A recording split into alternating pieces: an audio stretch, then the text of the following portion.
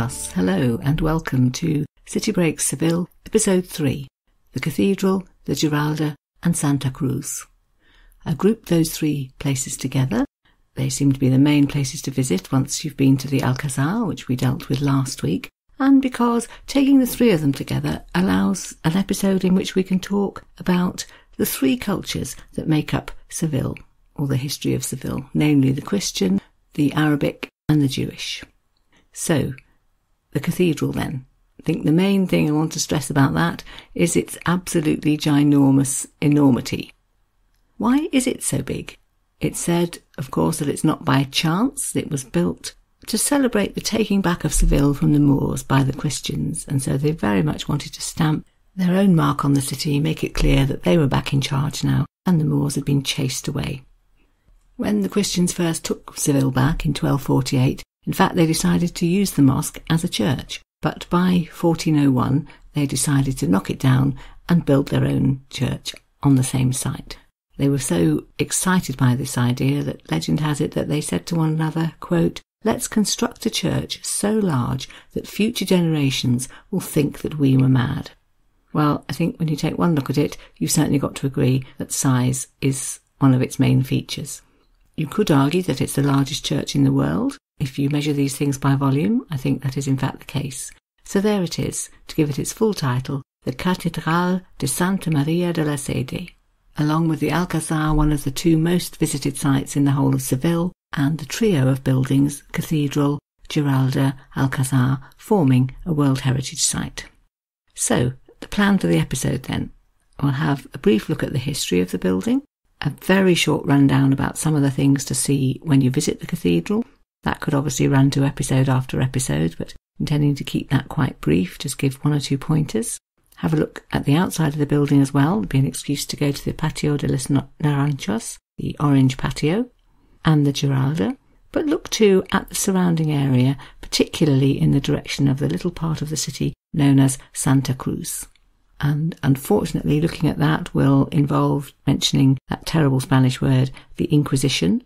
So I'm going to briefly talk about that and then round off with one or two quotes from travellers who went to Santa Cruz and enjoyed it very much. So let's make a start. And please try all the time I'm talking about the cathedral to keep that one salient fact in mind, its enormous size.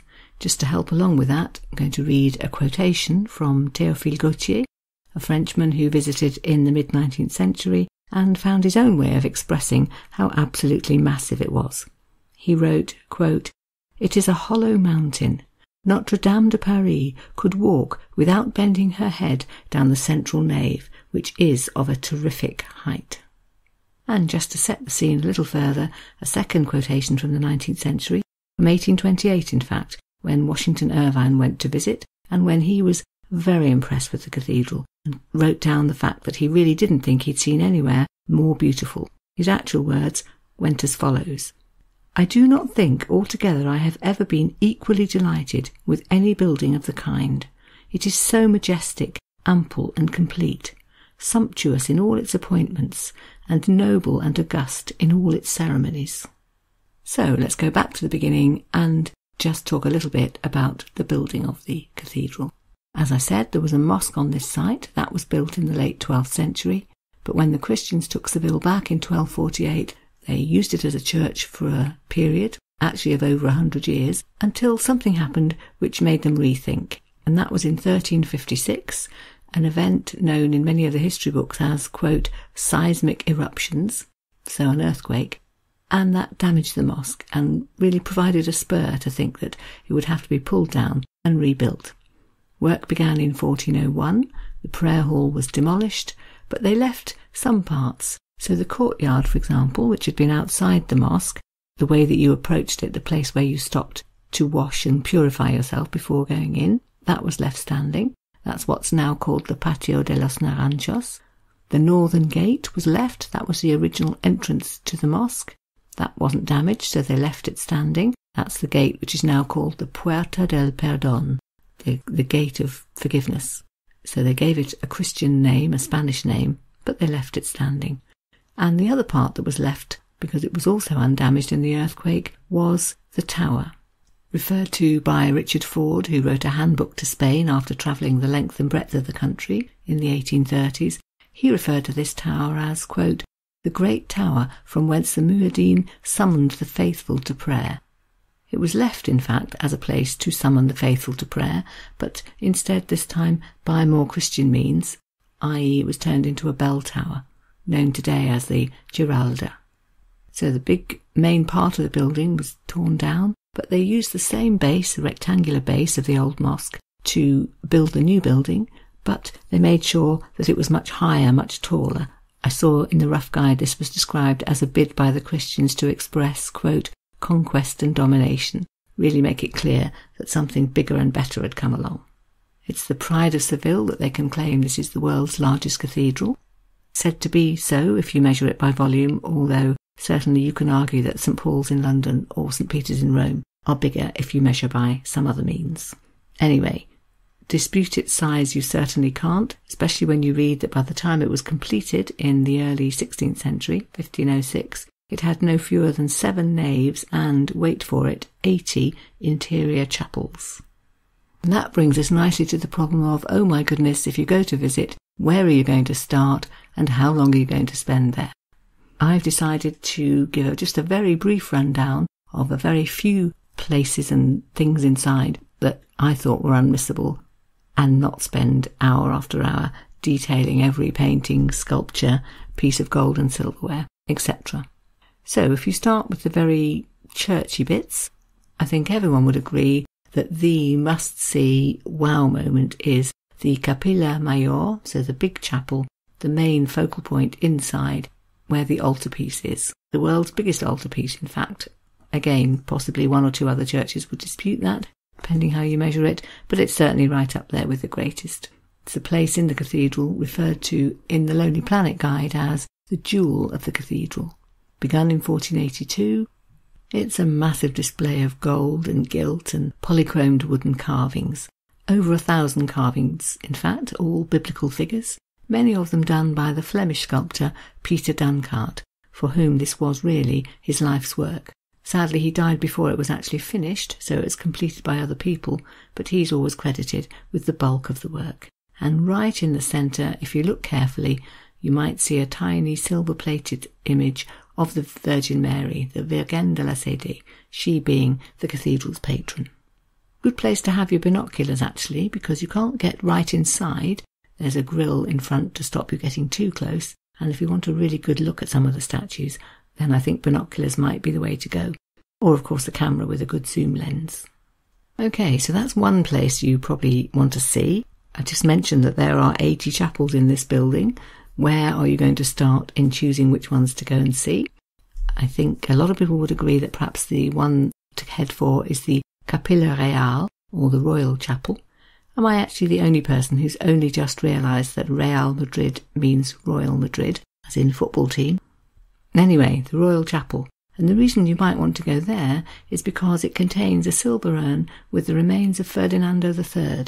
He it was who took Seville back from the Moors, conquered it for the Christians again, so he's remembered as a great hero of the city and buried right here in the cathedral, along with his wife Beatrice and his son, who's called in English, I've noticed, either Alfonso the Learned or Alfonso the Wise.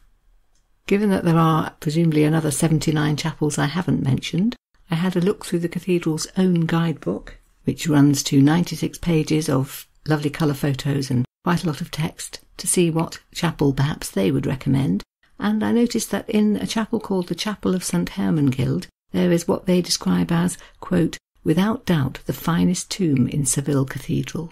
Right, I thought, let's go and have a look at that. So that turns out to be the tomb of Cardinal Juan de Cervantes, who died in 1453, and it's described as being a magnificent example of Sevillian Gothic art. It's actually an alabaster tomb with an alabaster carved figure on the top of the cardinal himself, which, as it says in the guidebook, offers, quote, the startling realism of the recumbent figure whose head seems truly to press into the 3 pillows on which it rests. And it is true, it does look very real and lifelike and makes you feel quite close to Cardinal de Cervantes. But I think most visitors to the cathedral Certainly most foreign visitors would agree that actually there is a tomb of somebody else in there that they're much more likely to have heard of and want to go and see. That being the tomb of Christopher Columbus, or Cristobal Colon as he was known in Spanish. He died in 1506, was buried in fact in northern Spain, but his remains were moved several times. I think quite a lot of places were keen to have some of Christopher's remains, perhaps thinking ahead to the tourism industry.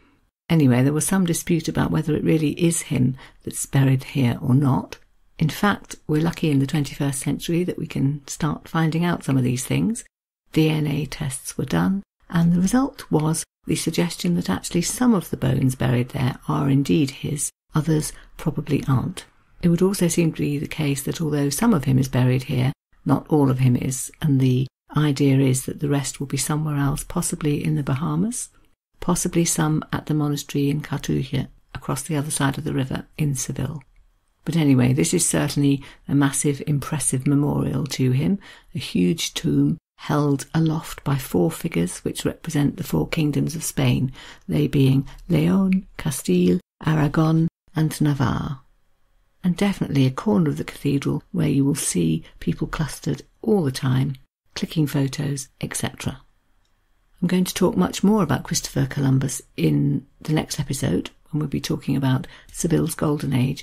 So for the moment, let's leave him in repose there and move on to artwork.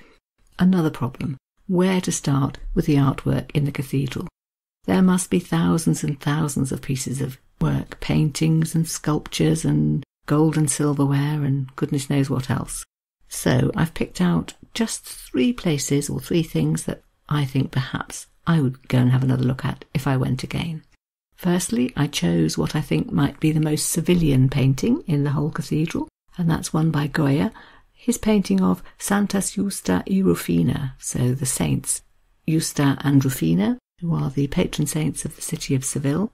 The picture here of the 2 of them shows them with the Giralda in the background, and that's quite fitting because it's said in the year 1756 the Giralda was in great danger, and an appeal was made to the 2 saints who duly saved it. So the fact that it's still standing today is said to be thanks to them, and here they are in glorious technicolor, painted by Goya and hanging in the cathedral. The guidebook very much stressed that you should go to the Sacristia Mayor, so the main sacristy, to see Zurbarán's painting of St. Teresa, and also a key, not any old key, but the key, which was presented to Ferdinando III by the Moors and Jews of the city as they were surrendering to him and letting the Christians take over the city again. So definitely very much of historic interest. The most interesting thing to me about it actually was that I read that I noticed there's Arabic script on it, and I read what it meant somewhere. Apparently in Arabic it reads, "May Allah render eternal the dominion of Islam in this city." So I see that as being, yes, they were handing the key over and admitting surrender, but they were very much praying to Allah in the hope that actually Christian rule would be temporary and that Islam would come back to the city. I'm going to pick just one more painting from the entire cathedral, because this is the one with what I would call the best backstory. So it's Murillo's Vision of St. Anthony, and to see that you need to go to the Capilla San Antonio, so the chapel of St. Anthony, and you'll see this glorious painting of St. Anthony looking at the Christ child who's emerging from a beautiful luminous golden cloud. The reason that the painting is interesting is that it was stolen in 1874, in fact, or as one of the guidebooks I read put it, it was the, quote, victim of a heist. I thought that sounded rather modern for 1874, but anyway, the painting disappeared and wasn't seen again until the 20th century when it turned up in New York. At which point it was realised that some vandal had actually cut out the figure of St. Anthony and presumably taken it away. You won't notice this, hopefully, when you see the painting, because they got art restorers on the job and got them to replace him, put him back where he ought to be. But you might like to just think of that as you're looking at the painting. If by now you're beginning to feel a little overwhelmed, so much to see, how are you going to remember it all? How are you going to choose? Then you might enjoy a quote from Henry Swinburne, who visited the cathedral in 1776 and was himself really overwhelmed. "The cathedral," he said, "is more cried up than I think it deserves." And then he went on to explain what exactly it was that he didn't really like about it, using the following words. The cluttered pillars are too thick, the aisles too narrow. Their choir, by being placed in the centre, spoils the whole coup d'oeil and renders the rest of the church little better than a heap of long passages. Oh dear, I think if you think Seville Cathedral is just a heap of long passages, you haven't approached your visit in the right way. You've done too much walking around. So, having seen some of the things you really didn't want to miss, you have the choice of wandering around for a few more days or weeks, or possibly going outside for a breath of fresh air, which turn out to be a really good thing if you go out of the door which leads to the beautiful Patio de los Naranjos, patio of the orange trees. This is the original courtyard of the mosque, standing between the building itself and the archway that was the original entrance. Again, there's a little clash of cultures going on there, because beautiful though it is to have this wonderful Muslim archway leading into what is now a Christian church, you may be interested to know that actually there's a little inscription on it, still there to this day, which reads in Arabic, "The empire is Allah's." The original purpose of the courtyard was a place to stop on your way to the mosque so that you could wash, purify yourself before entering it. So you'll notice there's a fountain there still today. It's not actually the original one. And if you look carefully, you'll see there are irrigation channels crisscrossing the courtyard for the water to run away. Originally, 66 orange trees were planted here by the Arabs, the typical Sevillian orange trees, of whom the fruit are very bitter. It's said, in fact, that a boatload of oranges was sold to British sailors, and they were very pleased to take it for their journey home, thinking that if they ate enough oranges, they would be protected from scurvy. What they didn't realise was how bitter the taste was, and it's said that although they did eat enough to keep the illness away, they had plenty left when they got home and sold them all as a job lot to somebody who had the brilliant idea of cooking them up and making marmalade, the very first marmalade, in fact, ever to have been produced. Today there are 40,000 orange trees in the city, and 150,000 tonnes of fruit are picked annually. A lot of it is still shipped to Britain for marmalade. I think we might be the only country that likes marmalade.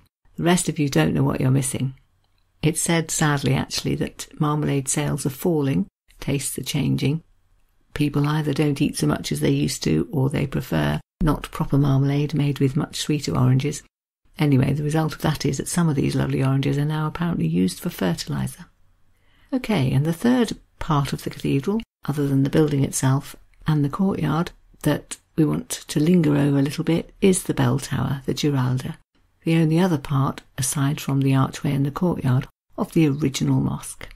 It was, of course, originally the minaret, built, or finished rather, in 1198, and which has now been turned into a bell tower. Across the centuries there's been a bit of a tussle over this building. Is it Islamic or is it Christian? I saw it described somewhere actually as Spain's most perfect Islamic building. But you have to say as well that when the Christians took it over, they added 2 more layers on top, put the bells in, and added a weather vane on the top, possibly slightly incongruous. But Mr. Swinburne, who didn't like the inside of the cathedral too much, seemed to be more favourably disposed to this idea of bells and a weather vane on top of an Islamic tower, and wrote that they, quote, agree much better with the ancient building than patchwork is wont to do. So slightly a sting in the tail when he calls it patchwork, but certainly saying that it seemed to go rather well. The Spanish for weather vane is giraldillo, and that's where the building gets its name from, the Giralda.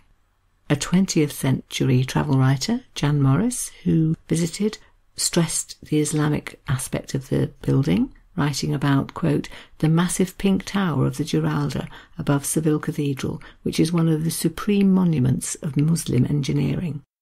But then you've also got Richard Ford, who visited in the 1830s and wrote a very much read tome, actually, or 2 tomes, called A Handbook of Spain. He travelled the length and breadth of the country, spent quite a lot of time in Seville.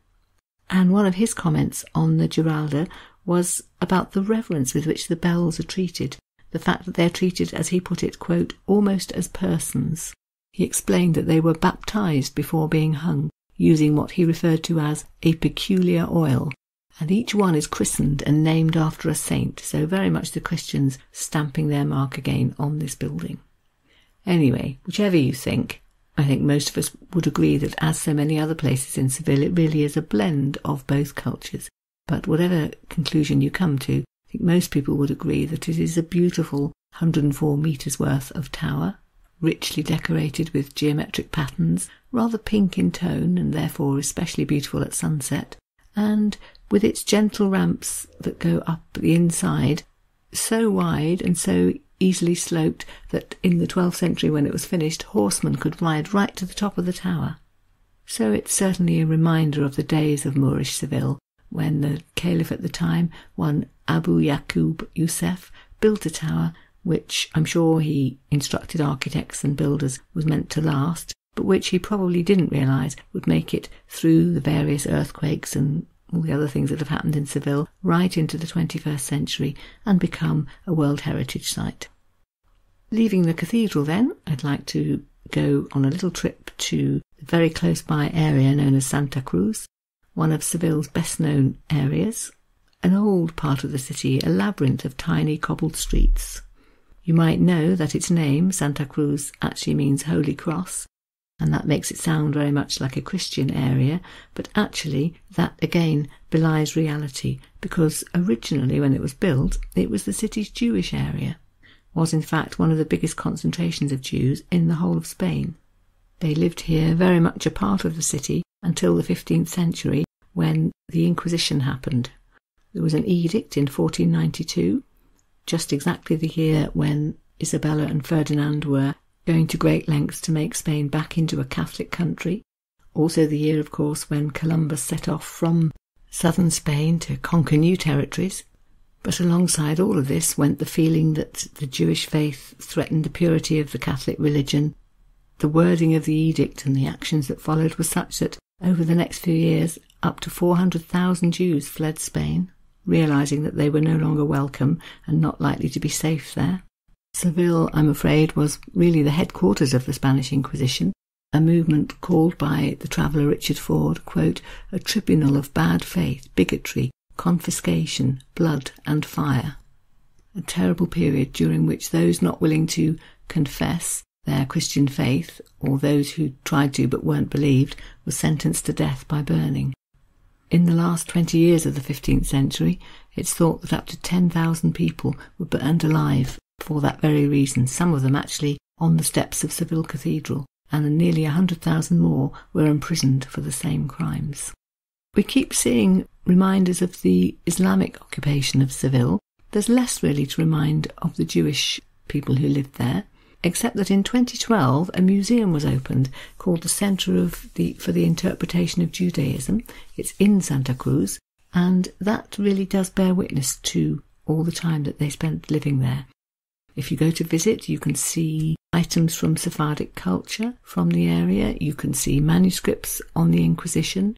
You can see a painting called the Expulsión de los Judíos de Sevilla, so the expulsion of the Jews from Seville. So at last, people beginning to recognise some of the terrible things that happened. Don't think you can mention Santa Cruz without pointing these things out, but if you go today to visit as a tourist, I think what you're most likely to notice is that it's an idyllic little area, tiny streets, cobbled pavements, shops, restaurants, tiny little houses with beautiful patios, often that you can only glimpse from behind a metal grille. There's very much a sort of secret air of life being lived beyond the grille that you can't quite get to and see. Flowers, fountains, really exotic little squares that will probably have you snapping your camera. So just to finish off then, two quotations from travellers, one 19th century, one 20th century, who went to Seville and particularly fell in love with Santa Cruz. The first one is John Lomas, visiting in the 19th century, who wrote the following, quote, "There are cunningly wrought and fairy-like iron gates which only serve to set off an enticing picture of marble pavement, colonnade and fountain, in a farming of palmitos, bananas and lemon trees, with here and there a coquettishly perched cage of singing birds. In no other place is there a greater temptation to become the inquisitive prior into the domestic ways of one's fellows." Yes, that's exactly how I felt. They're such beautiful little places. You want to get inside and go and have a look, and you can't. Visiting in the 1920s, V.S. Pritchett wrote the following, quote, "In the barrio Santa Cruz, where each street bears its name in large, simple letters that have been there since the 17th century, one seems to be walking on cobbled porcelain, and by the weak yellow light of the tiled courtyards, one sees the gloss of the evergreens and the ferns, the hard leaves of the orange tree, and hears the gurgle of small fountains. Darkness, jasmine, water, and white walls." So again, a lovely picture of that exotic atmosphere that you get in these places. But he goes on to talk as well about how the area has some lovely little churches built to bear witness to the Christian faith which took over when the Jews had been chased away. So about that he writes that, quote, "One passes the sedate small Baroque churches which are like the ornate little drawing rooms of God, and there one may see the pearled virgins or the carved Christs which are borne by the brotherhoods in the processions of Holy Week." So then, there you have it. One city, three major cultures all feeding together to make it what it is today. And that's particularly noticeable, I think, in the area that we've been talking about.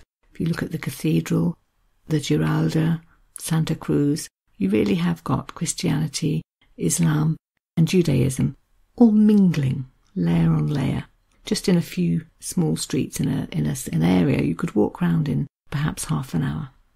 Thinking ahead then briefly to next week, I'm going to talk about Seville's golden age, have some stories and a look at some people from the 16th century, the time when people set out from Spain to conquer the New World and gave Spain, and particularly Seville, a new era of wealth and influence and power in the world, known as Seville's golden age. So all of that to come next week, but for the moment I'd just like to try out some Spanish again and thank you very much for listening. Muchas gracias and wish you goodbye. Adios.